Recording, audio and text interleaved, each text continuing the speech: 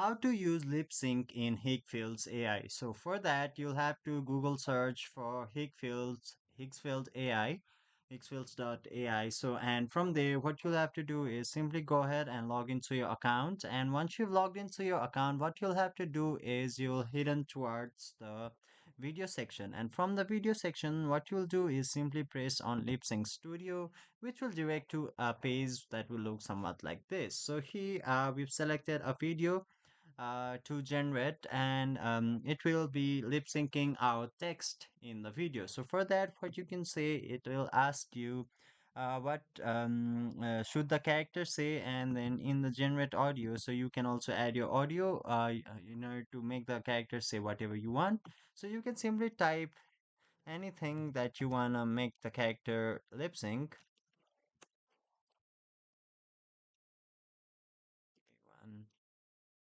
So if I want to generate it, so you'll simply press on generate and then it will generate after it processes. So I've selected a limited text, so it might like process on, it might be a bit problematic, but once it's generated with large text, it will be able to like generate a good lip sync video for you. So you'll wait till it generates, and then once it generates, then it will speak and lip sync the text whatever you have texted. So hopefully the information was helpful. Thank you.